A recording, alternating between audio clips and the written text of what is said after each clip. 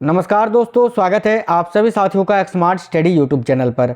साथियों, आज इस वीडियो में टॉप 30 जीके जीएस के इंपॉर्टेंट क्वेश्चंस करेंगे। वो क्वेश्चन जो आपके एसएससी एमटीएस हवलदार के एग्जाम में डायरेक्ट पूछे जाएंगे।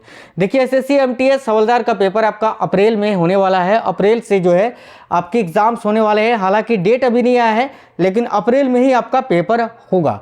तो ऐसे में बहुत ही कम समय है अभी आपके पास, और ऐसे में आपको जो क्वेश्चन आपके पेपर में आएंगे वही क्वेश्चन पढ़ने हैं। और ये क्वेश्चन एसएससी सीजीएल TA2 का जो भी पेपर हुआ है, और अभी रिसेंटली जो एसएससी CHSL का पेपर हुआ है साथियों, उसी के अकॉर्डिंग आपको करवा रहे हैं। सारे क्वेश्चन सेलेक्टेड और इंपॉर्टेंट है, तो अंत तक जरूर देखना। सभी साथी वीडियो को लाइक और शेयर जरूर कर दीजिए। नए साथी जितने भी है चैनल को सब्सक्राइब करके बेल आइकन को ऑन कर लीजिएगा, इससे आपको सारे क्लासेस की नोटिफिकेशन आएगी।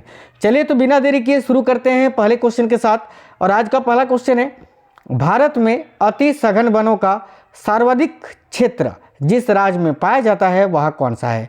तो देखिए, भारत में अति सघन वनों का अगर आपसे पूछे कि अति सघन वनों का सर्वाधिक क्षेत्र किस राज्य में है, तो राइट आंसर आ जाएगा आपका अरुणाचल प्रदेश।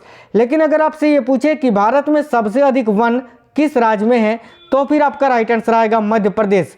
लेकिन इस क्वेश्चन में अति सघन वन पूछा है, इसीलिए करेक्ट आंसर आएगा option number A, Arunachal Pradesh. ये चीज आपको याद रखना है। अगला क्वेश्चन है, उत्तर प्रदेश में दियासलाई उद्योग का प्रमुख केंद्र कहाँ स्थित है। तो साथियों देखिए, दियासलाई उद्योग यानी माचिस उद्योग जो है, ये उत्तर प्रदेश के किस जगह पर स्थित है, यही पूछा गया है। देखिए, तो राइट आंसर आ जाएगा साथियों बरेली में। याद रखना, Bareilly option number A correct answer है, जहां पर दियासलाई उद्योग स्थित है। अगला क्वेश्चन है, देखिए, राज्य एवं राज्य स्तर पर गरीबी का अनुमान लगाने के लिए योजना आयोग किसके सूत्र का प्रयोग करता है। हालांकि योजना आयोग को समाप्त कर दिया गया है। 1 जनवरी 2015 से योजना आयोग को समाप्त करके नीति आयोग बनाया गया था। लेकिन इस क्वेश्चन के अकॉर्डिंग आपको आंसर करना है, तो राइट आंसर आएगा DT लाकड़वाला। ऑप्शन नंबर सी इस क्वेश्चन का राइट आंसर है। आज का अगला क्वेश्चन है, जैसे जैसे अर्थव्यवस्था विकसित होती है, राष्ट्रीय आय में तृतीय क्षेत्र का अंश क्या होता है। तो साथियों देखिए, जैसे जैसे अर्थव्यवस्था विकसित होती है, राष्ट्रीय आय में जो तृतीय क्षेत्र का अंश होता है वो बढ़ता जाता है। राइट आंसर आएगा option number C. Next question है, क्वेश्चन नंबर 5, अर्थतंत्र में ज्ञान, तकनीकी कुशलता, शिक्षा आदि को क्या माना जाता है। यह भी क्वेश्चन वेरी इंपॉर्टेंट है, नोट जरूर कर लेना अगर नहीं पता था तो। ध्यान दीजिएगा साथियों, अर्थतंत्र में ज्ञान, तकनीकी कुशलता, शिक्षा आदि को मानव पूंजी माना जाता है। तो राइट आंसर है ऑप्शन नंबर बी, मानव पूंजी। नेक्स्ट क्वेश्चन है, विश्व में रेशम उत्पादन में अग्रणी राष्ट्र कौन सा है। तो देखिएगा, विश्व में रेशम उत्पादन में सबसे अग्रणी राष्ट्र कौन सा है। यह भी क्वेश्चन वेरी इंपॉर्टेंट है और आपको याद रखना है चीन।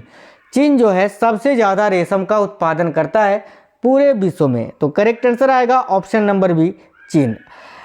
नेक्स्ट क्वेश्चन है, निम्न में से किस एक जगह पर मुक्त व्यापार क्षेत्र नहीं है, यानी इनमें से वो कौन सा जगह है जहां पर मुक्त व्यापार क्षेत्र नहीं है। तो देखिएगा, कांडला ये गुजरात में है, मुंबई महाराष्ट्र में, विशाखापट्टनम आंध्र प्रदेश में, और इन तीनों जगह पर मुक्त व्यापार क्षेत्र स्थित है।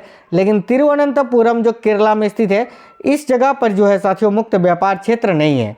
तो इस क्वेश्चन का राइट आंसर आएगा ऑप्शन नंबर डी, तिरुवनंतपुरम।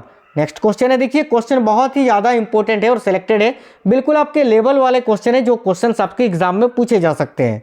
अगला क्वेश्चन है, भारत में हीरे की खान कहाँ स्थित है। तो देखिएगा, भारत में हीरे की खानें कहाँ पर है, तो पन्ना में। पन्ना जो कि मध्य प्रदेश का जिला है जो हीरे के लिए फेमस है। तो राइट आंसर आएगा option number B, Madhya Pradesh. अगला क्वेश्चन है, poverty and un British rule in India के लेखक कौन है। तो साथियों देखिएगा, poverty and un British rule in India के लेखक कौन है। तो ध्यान दीजिएगा, poverty and un British rule in India के लेखक है the grand old man of India, जिनको कहा जाता है दादा भाई नौरोजी, भारत के वयोवृद्ध व्यक्ति। ठीक है, तो option number A correct answer आएगा दादा भाई नौरोजी। अगला क्वेश्चन है, कालिदास की किस कृति की गिनती विश्व की 100 प्रसिद्ध साहित्यिक कृतियों में होती है। यह भी क्वेश्चन वेरी इंपॉर्टेंट क्वेश्चन है साथियों, ध्यान दीजिएगा। कालिदास की किस कृति की गिनती विश्व की 100 प्रसिद्ध साहित्यिक कृतियों में होती है। राइट आंसर आएगा ऑप्शन नंबर सी, अभिज्ञान शकुंतलम। तो इस क्वेश्चन के लिए ऑप्शन नंबर सी आपका राइट आंसर है। अगला क्वेश्चन है, वर्ष 1857 के विद्रोह के निम्न नेताओं में से किसने सबसे पहले अपना बलिदान दिया था। साथियों 10 मई 1857 से जो युद्ध हुआ था, मेरठ से इसकी शुरुआत हुई थी।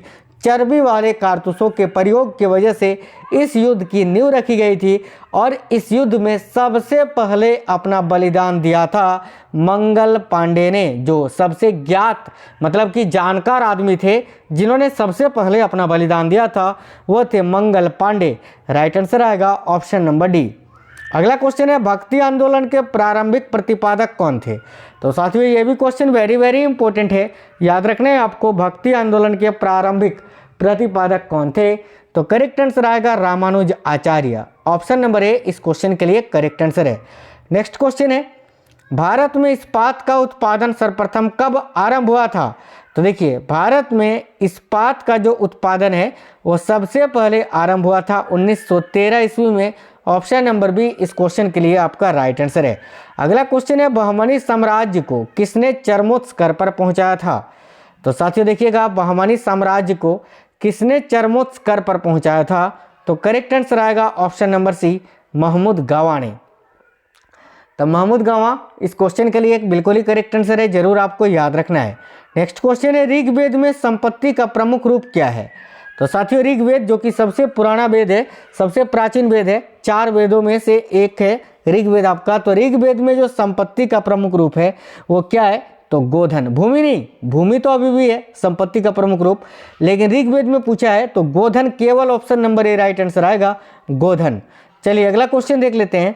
अगला क्वेश्चन है, 1947 के भारतीय राष्ट्रीय कांग्रेस के दिल्ली अधिवेशन की अध्यक्षता किसने की थी? तो देखिएगा, 1947 के जो भारतीय राष्ट्रीय कांग्रेस के जो दिल्ली के अधिवेशन हुई थी उसमें अध्यक्षता किसने की थी? तो यह भी क्वेश्चन बहुत ही इंपॉर्टेंट है और आपको याद रखना है साथियों, डॉक्टर राजेंद्र प्रसाद ने। तो option number B Rajendra Prasad इस क्वेश्चन के लिए बिल्कुल करेक्ट आंसर है। अगला क्वेश्चन है, ब्रिटिश ने भारत में प्रांतीय स्वायत्तता कब से लागू कर दिया था? यह भी क्वेश्चन बहुत इंपॉर्टेंट है और आपको याद रखना है, ब्रिटिशों ने भारत में प्रांतीय स्वायत्तता जो है वो भारत सरकार अधिनियम 1935 से लागू कर दिया था, यानी option number D right answer है। अगला क्वेश्चन है, अजंता चित्रकारी का विषय वस्तु निम्नलिखित में से किससे संबंधित है? साथियों देखिएगा, अजंता चित्रकारी का विषय वस्तु ये किससे संबंधित है? तो आपको याद रखना है बौद्ध धर्म से।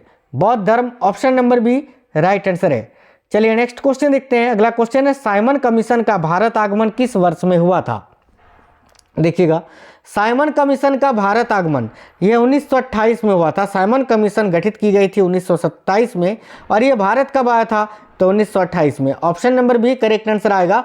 इसी साइमन कमीशन के विरोध में लाला लाजपत राय जी को घातक चोट लगी थी, जिसके कारण उनकी बाद में मृत्यु भी हो गई थी। चलिए अगला क्वेश्चन देख लेते हैं, निम्न में से किस काल में स्त्रियों की पुरुषों से बराबरी थी? तो देखिएगा, वह काल कौन सा है जिसमें स्त्रियों की पुरुषों से बराबरी थी? तो करेक्ट आंसर आएगा साथियों गुप्त काल। Option number A right answer आएगा गुप्त एज।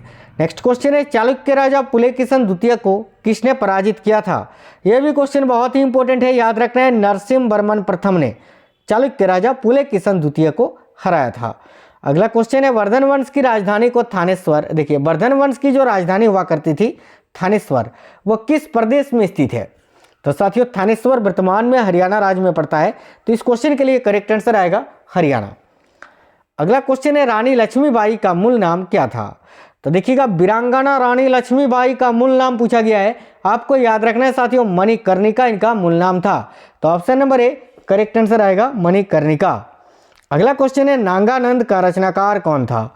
यह भी क्वेश्चन वेरी इंपॉर्टेंट है, आपको याद रखना है नागानंद का रचनाकार कौन था? तो हर्षवर्धन। ऑप्शन नंबर बी इस क्वेश्चन के लिए करेक्ट आंसर है। नेक्स्ट क्वेश्चन है, किसने पाटलिपुत्र को पालीब्रोथा कहा था? तो साथियों देखिए, पाटलिपुत्र को पालीब्रोथा किसने कहा था? तो करेक्ट आंसर आएगा मेगास्थनीज ने। मेगास्थनीज इन्होंने एक प्रसिद्ध पुस्तक लिखी थी जिसका नाम क्या था? तो आपको पता होगा, नहीं पता है तो याद रखिएगा, इंडिका। नेक्स्ट क्वेश्चन है, भारत के सबसे ताजे पानी की झील निम्न में से कौन सी है? तो साथियों भारत के सबसे ताजे पानी की झील है यहाँ बुलर झील, जो कि जम्मू कश्मीर में स्थित है। तो करेक्ट आंसर आएगा ऑप्शन नंबर सी। और अगर आपसे खारा पूछे तो चिल्का झील आएगा, जो कि उड़ीसा में स्थित है। अगला क्वेश्चन है, सूचीपारा फॉल्स निम्न में से किस राज्य में स्थित है? देखिएगा, सूचीपारा फॉल्स जो है वो साथियों केरल राज्य में स्थित है, तो केरला इस क्वेश्चन के लिए राइट आंसर है, option number A. Next question है, निम्नलिखित परियोजनाओं में से कौन सा सतलज नदी पर बना हुआ है? तो देखिए सतलज नदी पर बना हुआ परियोजना या प्रोजेक्ट इनमें से कौन सा है? तो राइट आंसर आएगा भाखड़ा नांगल परियोजना, option number A correct answer आएगा, जिसका निर्माण सतलज नदी पर किया गया है। सेकंड लास्ट क्वेश्चन है, हरे क्रांतिकारी रणनीति का एक हिस्सा निम्न में से कौन सा था?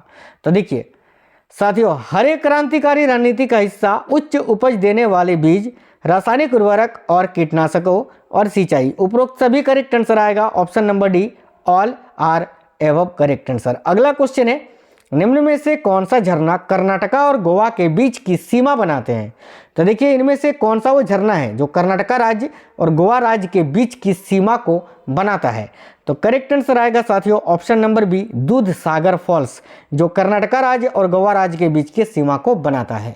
साथियों आज के ये 30 क्वेश्चन बहुत ही ज़्यादा सिलेक्टेड और इंपॉर्टेंट क्वेश्चंस थे। आपको ये वीडियो कैसा लगा है वीडियो के नीचे कमेंट बॉक्स में कमेंट करके जरूर बताइए। लाइक सभी साथी कर देना, अपने सभी दोस्तों के साथ वीडियो को शेयर जरूर करना। मिलेंगे अगली वीडियो में, तब तक स्वस्थ रहें। जय हिंद साथियों, वंदे मातरम।